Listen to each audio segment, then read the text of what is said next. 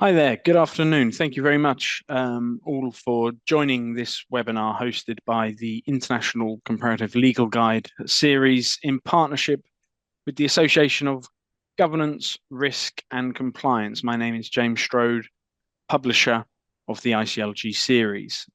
Just a quick one. Wanted to thank you all for your attendance as we embark on an hour-long session around current trends in the ESG space. It goes without saying that there is, of course, a lot to get through, both from a topical and geographical perspective. And our panel will do their very best to provide some high-class insights and thoughts around the topic. We welcome contributions from you in the audience. Our platform is able to take questions, so find the chat box and feel free to comment and ask questions today.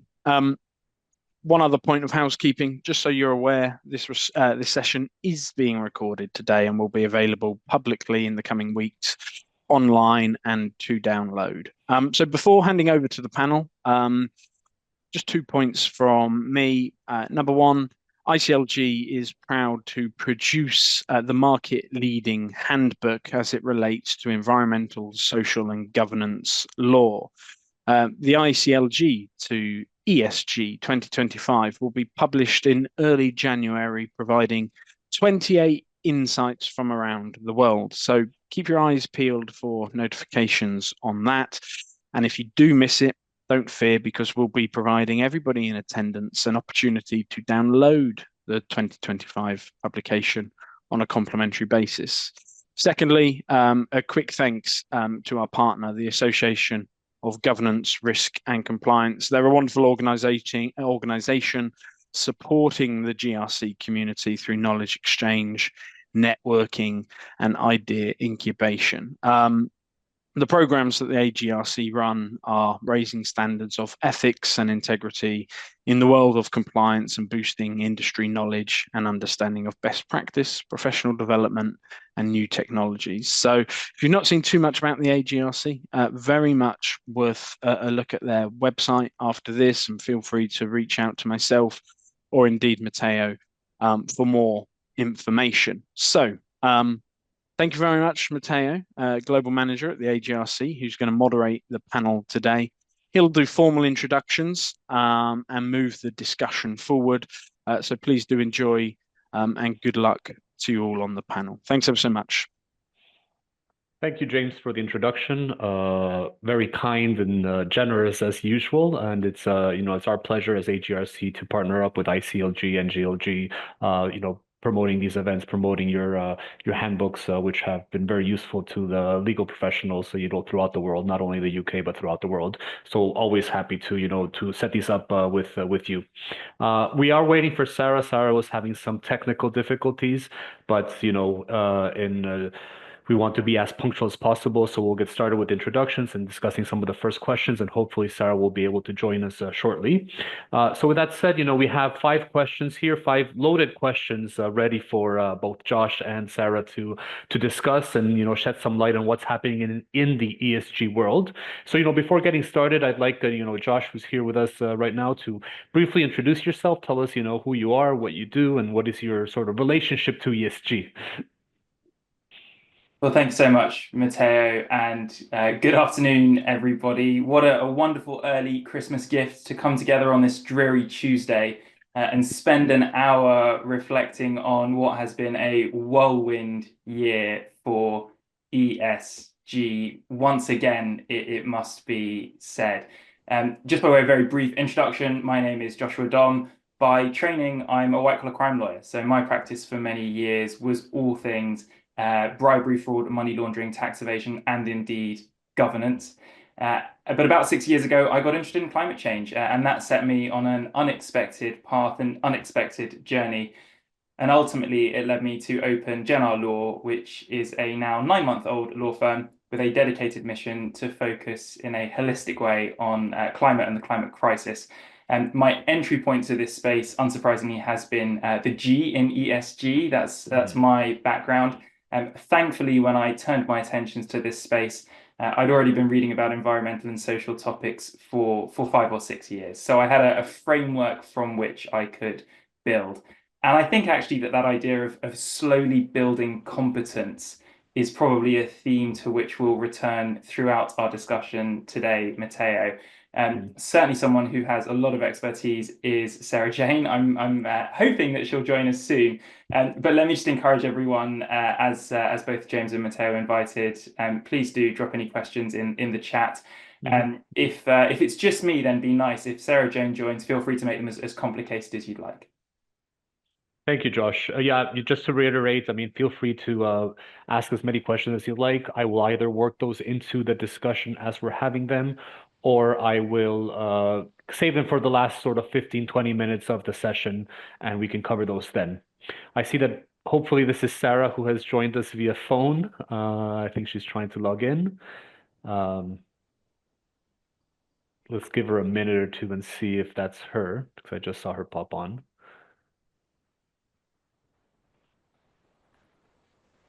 Hi, Sarah. Can you hear me? Hi. Yeah, hi, we hear you. How are you? I'm well, thank you. Just recovering from those technology issues. I am so sorry to be only joining via phone. I cannot see you nor the audience, so apologies for that, but I'm very glad to have finally managed to join the meeting. No worries whatsoever. I know technology sometimes can be difficult to work with these days, even though it does provide us with a lot of sort of benefits and advantages. I had just asked Josh to give us a brief introduction as to who he is, what does he do, etc. So I'm going to ask you the same. Just give us a brief introduction and tell us a little bit, what is your relationship to ESG? Absolutely. Thank you so much. And thank you for having me this afternoon. So my name is Sarah Jane Denton. I work at the London-based law firm Travers, where I'm a director in the environmental risk and environment and operational risk department. I am an environmental lawyer of 20-something years practice by background. And just over the last 3 or 4 years, really, I've been working really intensively in the ESG space as we all understand it today. So I do have the sort of policy and background in the core environment, social and governance issues which make up the broader ESG horizon today. I have a particular interest in sustainability reporting, so I might give a disproportionate amount of time to that this afternoon. But yes, obviously, it's a really super interesting space at the moment and very interesting, whilst also very challenging times for everybody that's trying to navigate this landscape. Excellent. Thank you, Sarah. So as I mentioned, we have 5 questions here. We're going to try to work our way through these and, of course, answer any questions you might have. So let's set the stage by looking a little bit at the regulatory framework. And the question, I mean, is pretty straightforward is, what are the key differences in ESG regulations across various jurisdictions, and how can companies effectively navigate these regulatory landscapes? Sarah, you want to get us started with that one? Yeah, absolutely. So it's a great question. And obviously, we are living in those times where more and more jurisdictions and more companies are beginning to think about ESG. And even those where ESG has been much lower down the priority list are now... Sorry, can you hear me? Yeah. Okay. So sorry, even countries where ESG has been lower down the priority list are now starting to come out with their own regulations, which, as you say, presents a huge challenge for those looking to comply where they are multinational companies. I think one trend which we are observing, though, particularly when we start to think about sustainability reporting, is that there is something of a move towards convergence. And that is not something that we have typically seen regulators to do. We're perhaps aware of the what we call the Brussels effect, where the EU seeks to establish a gold standard in terms of regulation in lots of different spaces. And that is certainly still the case, I think, even in ESG. But where we start to think about convergence, we see organizations such as the International Sustainability Standards Board start talking about phrases like a global baseline in sustainability reporting.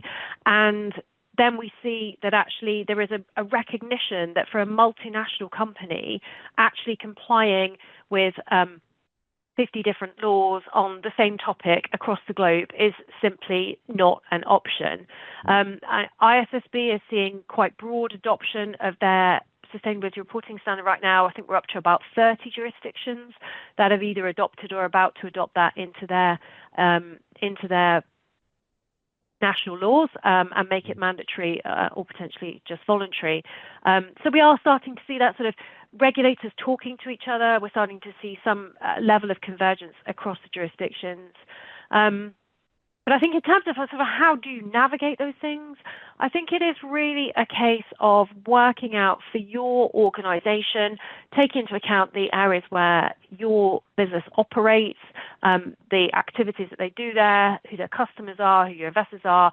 What is your baseline? So essentially sort of rather than set a different baseline per jurisdiction, where is your, rather than a baseline, I suppose I should be speaking of a high watermark. So how can you establish a set of guidelines and principles for your business that means that at any given time, upon issue of a new law or when you want to enter a new market, how can you then more easily comply with those standards? And again, when we talk about sustainability reporting, I think that becomes a really good sort of use case here. So if you look at the way that the EU is forcing people to report on sustainability matters, fairly confident in saying that's always going to be the gold standard of sustainability reporting going forward, for the time being at least. But if you do have to comply with those rules, then you should be compiling right now, potentially, a big bucket of information which at any given time in the future you can dip into and put those jigsaw pieces together in a slightly different way, and to essentially sort of comply with all those other regimes, whether it's new standard in Australia or whether it's the UK adopting ISSB or something completely different. But you've got it. I mean, there are some nuances there, obviously, particularly when we start to talk about more operational laws. What exactly is required? What are the methodologies that sit behind your report or your calculation for emissions and so on? And just to make sure that you are actually sort of not taking that concept too far, I suppose. You always have got to pay good attention to what the specifics of the law are, even where you are seeing higher degrees of convergence. Thank you, Sarah. Josh, anything to add there? Thanks, Mateo. Thanks, Sarah. Yeah, just a couple of points. I think firstly to re-emphasize what Sarah Jane just said.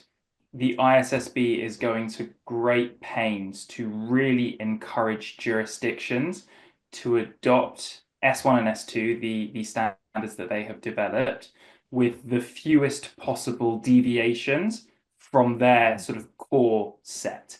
What they are concerned about, exactly as Sarah Jane just explained, is companies being exposed to variations of these requirements in multiple jurisdictions, which unhelpfully require them to slightly tailor or slightly tweak what they're doing on a country-by-country basis, which for large international corporates is, of course, an unhelpful and unwelcome exercise. So certainly we have that real pressure from the ISSB to maintain that standardized approach where possible. The EU, exactly as you said, Sarah Jane, very much the gold standard. And I'm sorry to name drop him so early, but I think actually with Trump returning to the White House, the EU is likely to double down on its role as a global leader. And they are going to continue driving these laws and requirements forward in a way that very deliberately means they have extraterritorial effect. And we've seen that is the case, of course, with CSRD and also with CS-DDD, and so on. Part of your question then, Mateo, was how can companies effectively navigate these challenges? And I would just offer two thoughts. The first, as Sarah Jane said, is to really do your horizon scanning, make sure you know what is coming down the track when, and when you will be subject to it. And the second piece of advice I would offer is don't underestimate the scale of this challenge, and don't underestimate how much work goes in, particularly to conducting a proper double materiality assessment in a way that will pass muster with the auditors for the purposes of CSRD. And it is a time and resource intensive exercise. It is designed and intended to be a time and resource intensive exercise. And you need to plan for that, and you need to budget for that, and you need to make sure that you have the right individuals in place to help you work through that process, and that you have allowed yourself sufficient lead time to do it. And so preparation, I think really key to properly navigating this rapidly evolving regulatory landscape in which we are all trying to operate. Thank you, Josh. That set the stage, I think, for the next few questions we have. Let's look a little bit at stakeholders and who are the major drivers behind the push for robust ESG practices. Sarah, do you want to talk a little bit about these major drivers and how do their influences shape corporate strategies? Yeah, absolutely. So I've got three sort of stakeholders that I would identify in this relation to this question. The first and maybe the most obvious these days when we talk about ESG are regulators. So whereas this used to be seen as a sort of maybe almost a marketing issue, do we have a CSR strategy? Sort of 20 plus years ago, that's what we spoke about. These days, we're talking about regulation, which needs to be complied with. And within that space, we're talking about transparency regulation versus regulation that's designed to change behaviors. And I think we are now in a really interesting space where we're almost moving, I think, between those two. So when we talk about CSRD on the one hand, which is please tell us what you're doing in respect of ESG matters, versus behavior change when we talk about CSDDD, the Corporate Sustainability Due Diligence Directive, I think that's a shift that actually when you look back at the way that regulation tends to evolve is quite common. So I think, anybody that looks at CSRD and says, well, it's just about transparency is, probably only looking at part of the picture. And the EU's needed to step into that space, or it's felt the need to step into that space for a couple of reasons. And those include quite a big rise in greenwashing. So companies treating this as a marketing exercise have tended to, not in all cases, obviously there's a massive generalization, but there is a bit of a tendency to sort of over-exaggerate maybe, or to be selective in the facts that are revealed, and that is damaging for consumers as a general rule. And the other thing is that the market has not, obviously to the EU satisfaction and in response to this climate emergency that we're in, been fast enough to change behaviours. So then it becomes a hard and fast regulation that needs compliance. And I think, we can look at the financial services sector, for example, to see very similar trends. So that's one. The second I would say would be investors and the pressures that they exert on their investment companies. And this we particularly see this in the EU. And I think, as Joshua said, in the US, we're potentially getting into a different space. That has already been quite obvious when we think about the sort of red versus blue state pressures that are exerted in the US. But I think if we stick to sort of thinking about the EU and Europe more generally, so for anybody that's familiar with the world of sustainable finance and the SFDR, the Sustainable Finance Disclosure Regulation, we see increasingly that investors are demanding that their money goes into what's called an Article 8 fund, and those are funds that have some sort of environmental or social objective, rather than just sort of a generic fund where there are no ESG factors at play. Once that so Article 8 is engaged, that means that the fund and the investment companies that underlie that fund have got to sort of start engaging with other governance-y issues, whether that is sort of how you approach paying staff or directors or tax compliance and beyond. So you really start to engage a much more holistic sort of ESG world when you start to think about those the funds which are channeled to the more environmental means. And then obviously with investors, you as a recipient of that funding become a sort of cog in their machine. So we obviously, if your investors are, say, asset owners and they've got net zero commitments, they can't get to that net zero target unless you essentially help them to do it. So the more of the sort of, the pension funds, the big asset owners start to set their own net zero targets, and the more investor pressure we're going to see to have robust ESG practices. And then my third category is a slightly different one, and I could have phrased this sort of stakeholders more generally, but I think this, for me, shareholder activism is something that is starting to become a pressure, and I think it's probably going to become more of a pressure. So we're talking here about shareholders that are using their equity stake in a company to bring about particular motions, so to put things on, to raise them at shareholder meetings and so on, and to really sort of force some changes from within the company, which obviously is a bit different from these external pressures, regulator, investor, that we've talked about so far. And we even see NGOs like Client Earth is a really great example of where they've actually used these methods to really make certain things happen or not happen in this really novel way, where they go out and buy a stake in, a plastics company or an oil company or something, to make sure that they actually have that element of control within. So I think, I could have named probably sort of 5 or 10 others, but for me, those are the top 3. Thank you. Josh, any stakeholders you'd like to bring to the table? I think, as is the case with all of these questions, Mateo, we could spend an hour on any of these. Of course. But it's worth just introducing a couple of additional themes. So picking up where Sarah Jane just left off and focusing briefly on litigation. You said what are the major drivers behind the push for robust ESG practices? So firstly, I think Sarah Jane nailed it when she said underpinning all of this is, of course, the climate crisis, and that is the major driver of all things happening in the ESG space.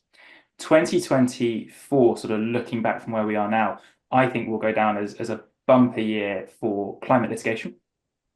And I think the latest figures I saw was that roughly half of all cases that are brought that have a climate nexus get resolved in favor of the applicant.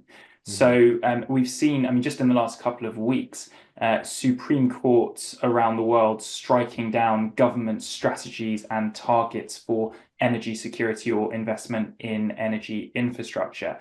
We've seen greenwashing cases being filed, for example, against Adidas in Germany. We've seen what's going on, of course, before the ICJ.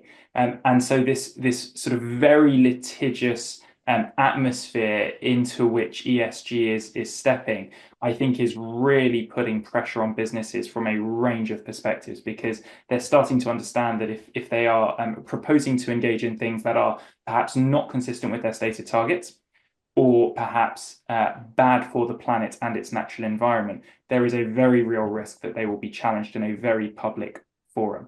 And what businesses are particularly nervous about in that context is the risk of disclosure. They are very concerned that whilst going through that litigation process, they may have to reveal to the court and therefore to a public forum the facts or circumstances that sit behind a particular decision, which may lead other stakeholders down different lines of inquiry where the directors of that entity would rather that they perhaps did not go. So I think litigation is a key driver behind corporate action in this space. Just to briefly touch then on a couple of others, don't forget the importance of your own staff in all of this.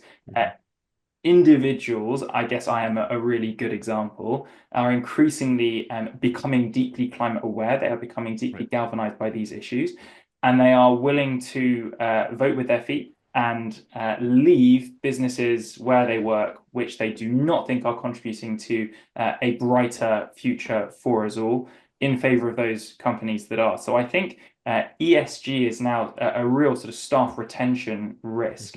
The same is, of course, true with customers, who are becoming increasingly motivated by a range of ESG issues, particularly a business's performance in relation to climate and sustainability, but also, and don't forget, a business's social impact, how it engages with its communities, and how it adds value to those communities beyond the products and services that it provides. So customers and staff, 2 key drivers.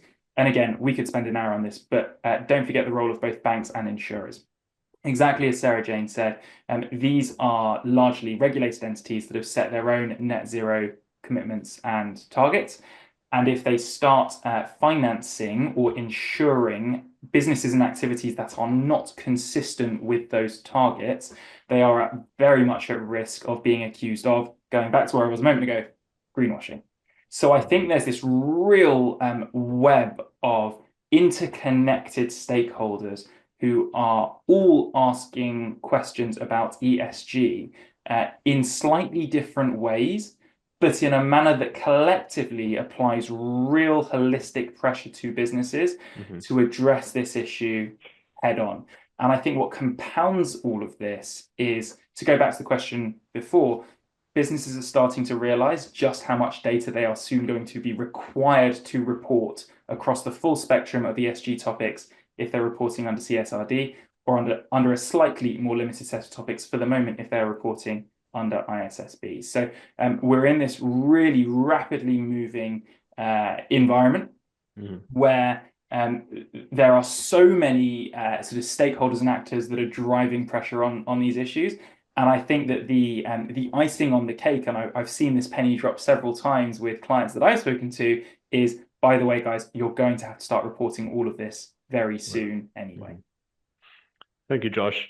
I mean, just as a segue, I mean, the next question sort of, we've already sort of discussed a lot of these points, but, you know, what are the principal sources of ESG pressure that organizations face today? And to provide our listeners with a bit more of a, let's say, practical tips, et cetera, like, how can these organizations proactively address these challenges? Josh? Sure. So I think it's really important to start by being kind to ourselves, okay? ESG has been around since 2004, but it's only really gone mainstream in the last 8 or so years. Most of the people who are seeking to lead on these issues in a corporate context have never had ESG training as a discipline. And so one of the themes that I hear a lot in the conversations I have with clients is that ESG is just overwhelming. There's too much to do, it's all evolving too quickly. They don't know where to start, and they're struggling. And I think it's a good starting discipline actually to recognize that and to give ourselves the space and the time to upskill.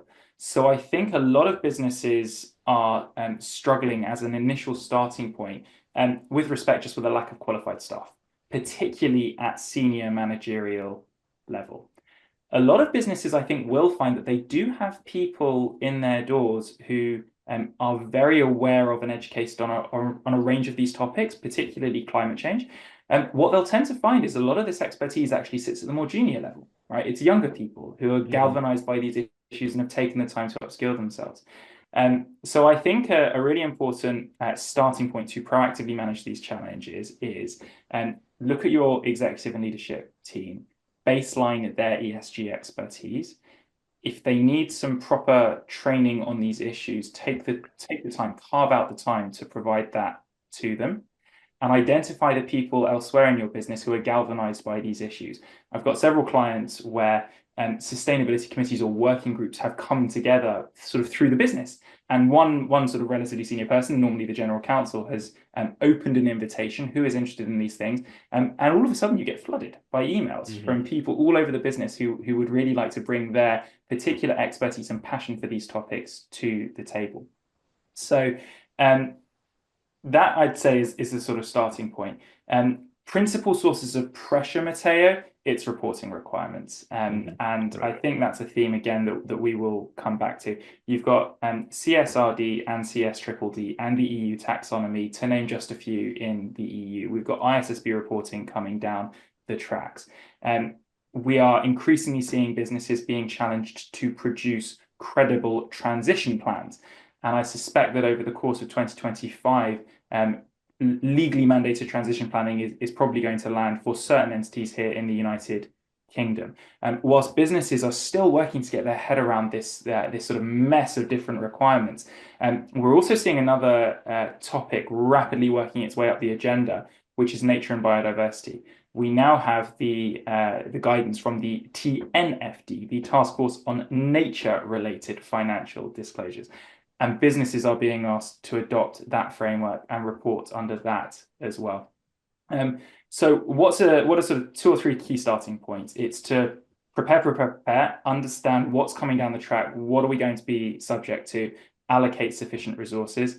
Secondly, I would suggest invest the resources now to make sure that you have at least upskilled a sufficient number of your senior colleagues that they are comfortable leading in this space. And I really encourage those on this call to treat ESG as a positive opportunity to engage rather than a regulatory burden to which we are subject. I think properly understood, ESG offers a range of positive opportunities to speak with key stakeholders, to future-proof our business, to future-proof our supply chains, and make sure that as the global focus on these issues continues to increase, and I think as a collective, our focus on these issues is only going to go straight up like this, that we are well positioned, not just to respond, but actually to lead. Because engaged with honestly and genuinely and holistically, I believe that ESG can be a true competitive advantage. And so treat ESG as a positive opportunity rather than, as many quite reasonably do, a slightly unwelcome burden from which there's no surfacing. Thanks, Josh. Sarah, anything to add there? Yeah, I would maybe I would completely echo everything that Joshua has just said, but I think maybe let's see about in terms of how to keep this manageable. I would say perhaps don't try to do everything straight out of the gates. So I completely agree that many companies are just not yet set up in a way that they have the resources or the time to tackle this. There are numerous other business pressures being applied at the moment that have nothing to do with ESG. And all that taken into account, I think a world in which you try to tackle climate, biodiversity, pollution, DEI, all of the various social issues affecting communities, I think is going to result in a relatively poor performance across the board. So we see this with big companies as well that actually are doing at the moment quite a lot of rolling back on some of the broader commitments that they maybe made with really the best intentions a few years ago. And now they're saying, okay, well, if I'm Unilever, what's my biggest ESG issue? It's plastic pollution. So let's do something about that. And I think there is real merit in that as an approach, because what it means is that in the thing that is most impactful either from or to your business, you can make the most difference. Now, there's always going to be things that are going to be relevant to everybody. I would put climate in that as well. I think everybody should be concerned with climate and doing what they can, which obviously will be hugely varied across industries, sectors and geographies. But also, if you're an employer of people, then you should be looking at matters such as diversity, equity and inclusion, fair pay and so on. But I think don't try to tackle waste if you are an office-based business that has sort of one defunct computer and 100 pages of printing a year. It just doesn't sort of speak really to where to where you have the most opportunity to make a change. And it then can feel like a very authentic attempt to be different and to make an impact on these ESG issues. I mean, that makes perfect sense. Now, talking a little bit about how companies can actually integrate a lot of these principles into their business strategy, operations, planning processes, etc. Any tips there, Josh, that you could offer on this integration of ESG into everyday affairs of a business? Absolutely, and I'll pick up exactly where Sarah Jane just left off, which is focus on your material topics. Right. All of ESG is not going to be relevant to the vast majority of companies out there, but all companies have a handful of topics where either they are particularly affected to take a single materiality approach, or where they are particularly affected or they have a particularly large effect to take a more EU-focused double materiality approach. And I think the people who are doing this the best are the businesses with the courage and confidence to say, we recognize that ESG covers this, but actually these are the resources that we have available right now. So we're going to focus on these, and here's why. And I think that it takes confidence to do that. I think you need to have proper governance around how you approach that, and you need to think carefully about the messaging that will support that. You need to be ready for what will be quite fair challenges from certain stakeholders. Why aren't you focusing on this, and this as well? But actually, exactly as Sarah Jane said, it's much better and it's much more motivating for your colleagues to set a smaller number of targets in relation to those things that are more material to you as a business and to your stakeholders. I think what then we need to bring into that is that we need to be setting ambitious targets, but targets that are achievable. And those targets need to be supported by appropriate milestones that you can use along the course of that journey to help you measure and indeed report on your progress. And we'll come back to that reporting piece in a moment. It's all well and good having a 2040 net zero target or a 2050 net zero target. But without more, there is every risk that businesses that adopt those targets without interim milestones will be accused of greenwashing, because it will be suggested they are trading off of the benefit of this net zero target that they have set themselves, but actually they don't have a credible plan to get from A to B.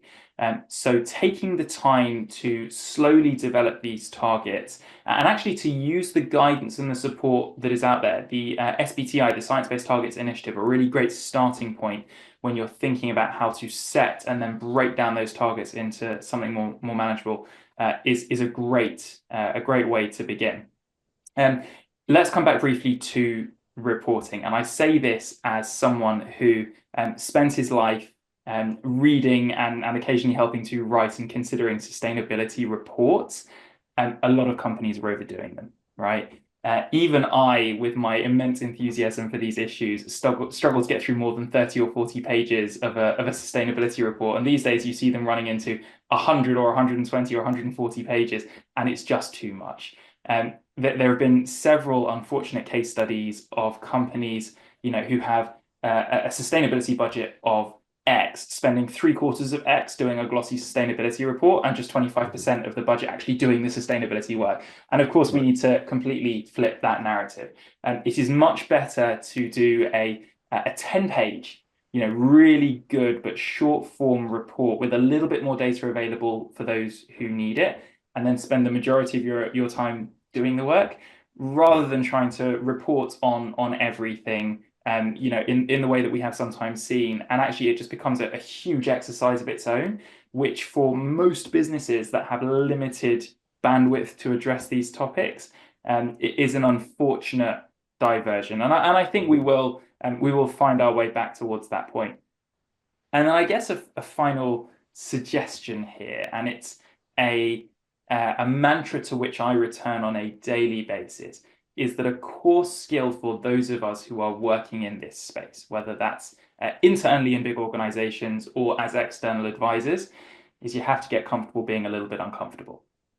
This is evolving so quickly and so rapidly that always having a perfect command of all of the issues is essentially a non-starter. If you seek perfection across everything here, you will never make any progress. And actually not having all the answers is okay. ESG is a wonderful concept in many ways, but it contains so much that actually in some respects it's quite an unhelpful abbreviation. I personally am a little bit skeptical of anyone who says they are an ESG expert, because I can list about 30 different topics that sit under the E, the S, and the G, and no one could be an expert in all of those things. And that's not the requirement here. So be comfortable with the idea that you won't always feel like everything is perfect, and actually that's fine. I don't think anyone expects perfect. I don't think the markets expect perfect. And I think there is a broad expectation even that the first few iterations of reports that we will see under, for example, CSRD, which are going to start landing in a couple of weeks' time, will not be perfect. And I think there will be some tolerance for that in the system, and certainly some tolerance from regulators for that as well. I think where there will be a lack of tolerance is if you cannot demonstrate that you have honestly and fairly applied your mind to these processes and had a proper go. And so I suggest that's a sort of good starting point.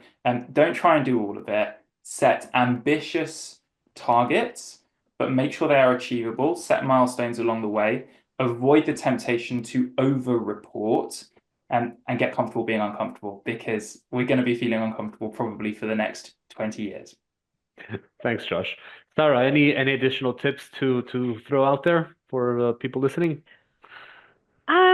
Yeah, I suppose I wanted to pick up on something that Josh said a few moments ago, which is about sort of actually looking at ESG maybe as an opportunity. So if you're thinking about sort of how to integrate ESG principles into your overall business and not just keep it in that sort of, the sustainability office silo, I think you have to start thinking and talking about ESG as any other principal, risk, or opportunity. So let's think about it from the risk perspective for a moment. So climate risk, for example, and anybody that's prepared a TCFD report in the last year, of which there might be some people in the audience, will know this, that actually climate risk is and can translate pretty easily into a real financial risk. Now, your business will be full of people who are super concerned with financial risk, clearly. I mean, everybody is. That's how you make a successful business. And it's the point at which you are able to translate ESG risk into financial risk and have people understand that they're not miles apart, that you actually will begin to gain traction, and that you actually can more fully integrate ESG risk into your business, because it will be no different from it being a risk of your key supplier going out of business or a risk of your customers becoming unhappy. It is a proper financial risk that can have proper financial consequences down the line. It should be understood and managed and subject to the same oversight as any other financial risk. Of course, on the flip side of that, you've also got that opportunity. So for those people that manage any risk well, then they have the opportunity to continue to be successful and grow their business and so on.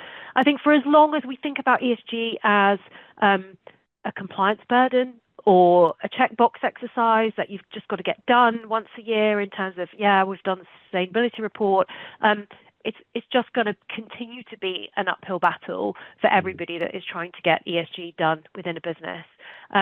It's just about speaking the language that people understand, because I think the more broadly you understand and integrate ESG, then and don't think of it as sort of this completely separate add-on, nice to have, then I think that's when it will become a more sort of integrated risk or opportunity within the business in the same sense as everything else.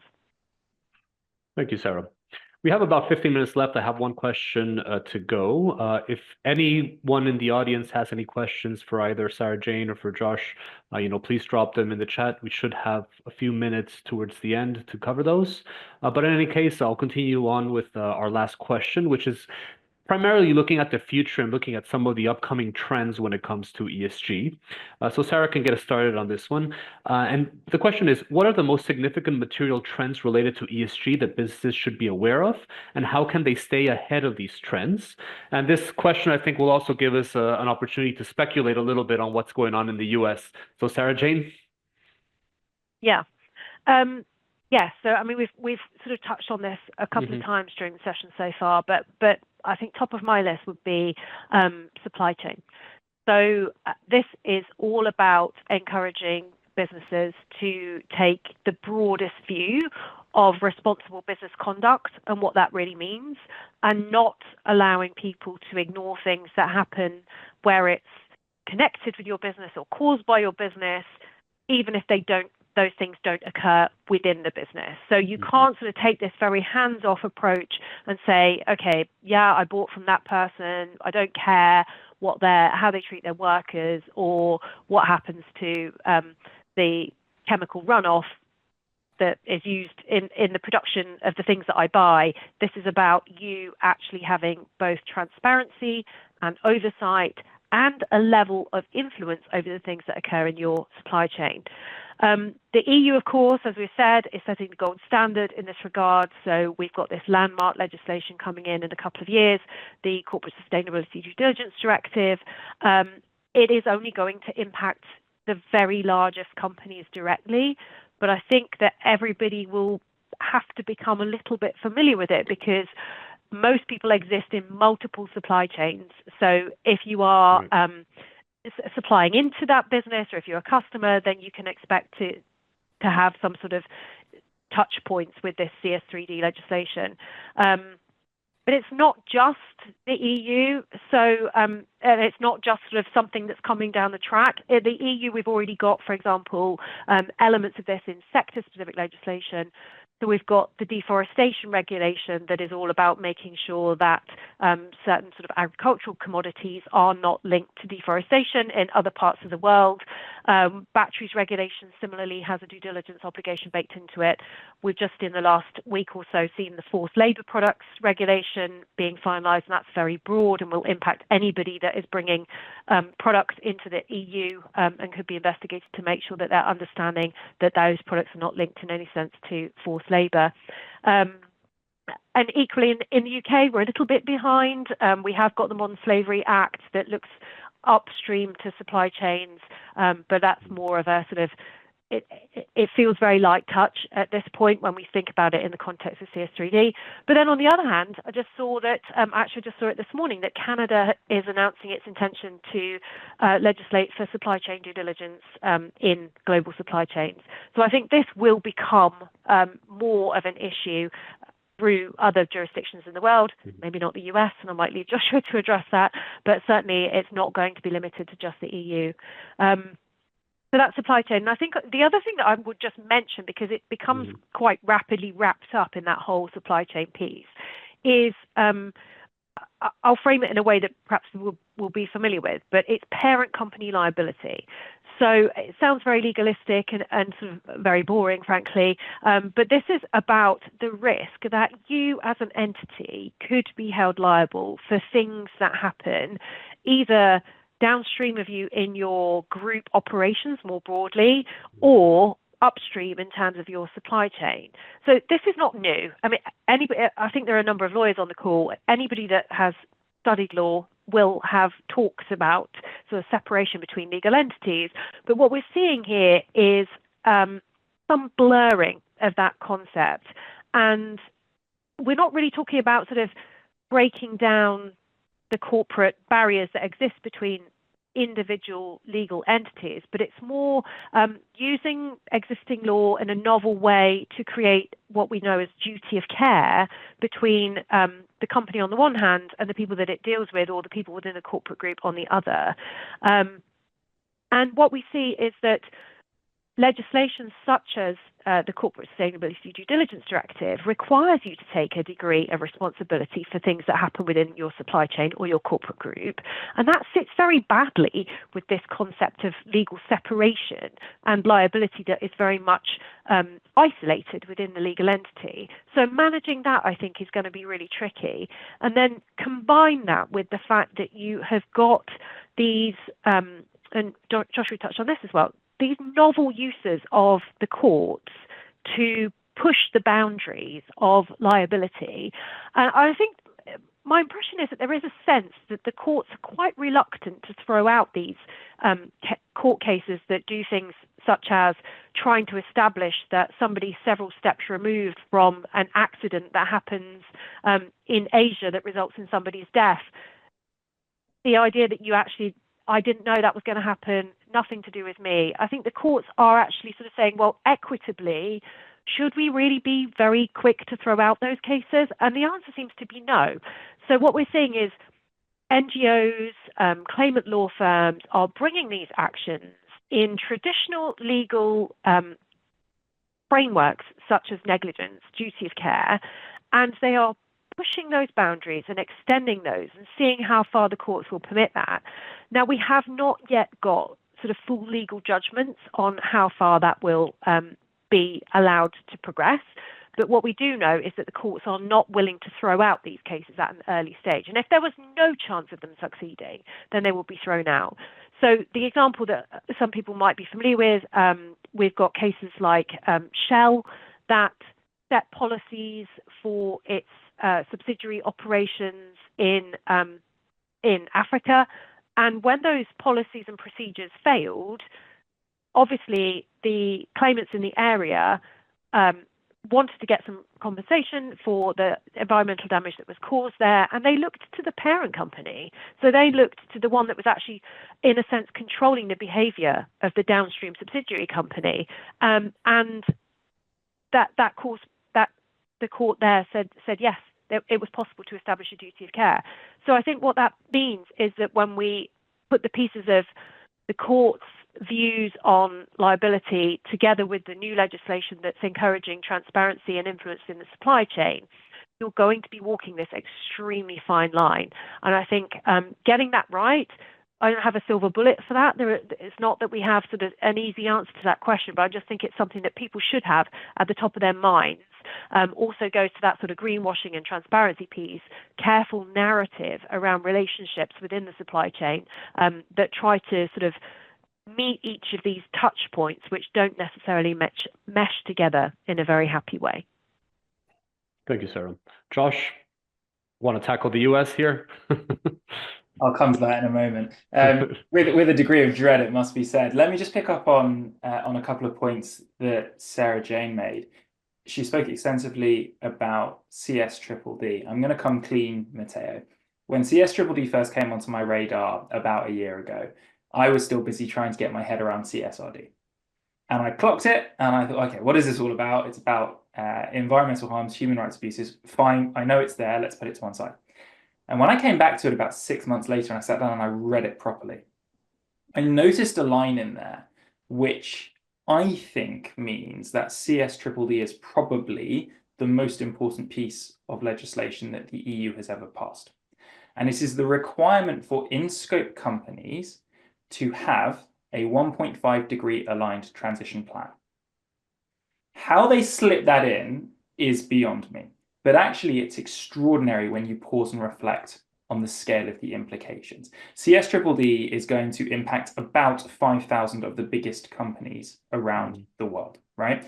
So from 2027 through till 2029, these companies are going to have to start setting 1.5 degree aligned targets and reporting on, I think it is an annual basis, against their progress towards achieving those targets. The vast majority of companies will tell you that 90%, 95% perhaps of their emissions are in their scope 3. That is their upstream and their downstream. And I think it is there that even businesses that are not large enough to be directly caught by CSDDD will find themselves feeling the effect of its pressures.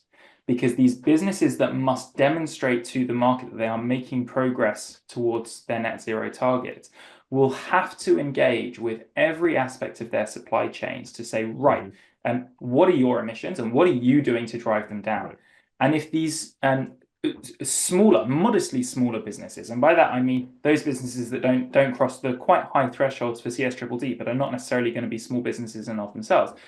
If these businesses do not have a good answer, if they cannot demonstrate progress towards their own net zero target, they actually become a risk for their customers. So I think CSDDD is, in many respects, an extraordinary piece of legislation. And I'm tempted to think that 2027 will be upon us before we know it.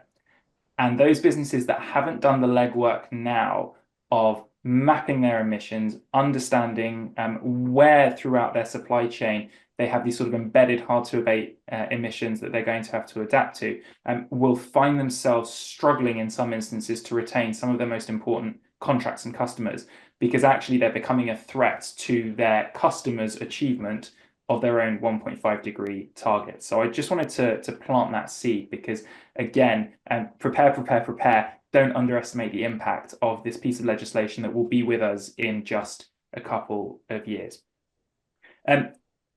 regulators are getting a lot of new tools and powers to focus on enforcement in this space. Here in the United Kingdom, we've seen the Competition and Markets Authority granted new powers under the DMCC. From April 2025, the CMA will be able to fine businesses up to 10% of their global turnover for breaching consumer protection law, i.e. greenwashing. In September next year, the Serious Fraud Office is suddenly coming into possession of this new failure to prevent fraud offence. We could spend just an hour talking about that, but again, they have made it very clear through government guidance that they will be interested in holding companies to account for activities like greenwashing. So I think that we're seeing regulators around the world being given a range of new tools and powers to enforce this issue. I think that the primary driver is and is going to be for a long time climate change. And again, just to plant one more seed, I touched on it briefly earlier, nature and biodiversity. Nature and biodiversity as a topic and discipline of its own is rapidly working its way up the agenda. And I expect that within the next 2 to 3 years, we will speak about nature and biodiversity with the same sophistication and emphasis that we do climate change. These are not the same thing, but we are rapidly starting to understand as a global economy, as a global society, how fundamentally reliant all of us are on nature, biodiversity, and ecosystem services. And so watch that topic and start getting educated on it now, because in the same way that climate presents its own challenges, so too does nature and biodiversity. And again, those businesses that get this right will have the competitive advantage to show from it. Those businesses that do not will find themselves exposed to a range of physical transition and liability risks throughout their businesses and supply chains that they're going to struggle to adapt to. Mateo, you asked me to talk about what's going on in America. What can I say? Very briefly, we have a couple minutes, Josh. Yeah, let me have a go in 60 seconds.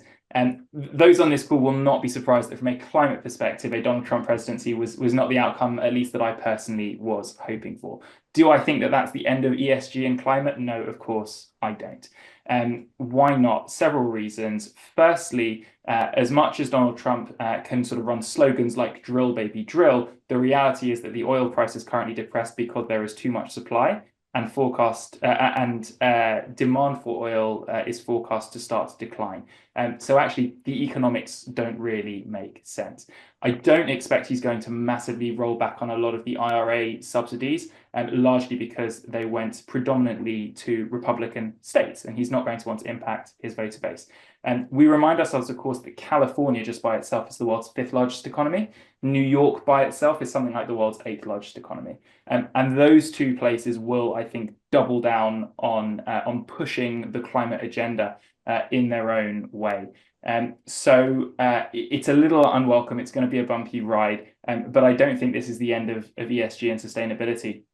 And actually, what I'd finally add is I think that Donald Trump arriving in the US presents a real opportunity for businesses in the UK and the EU.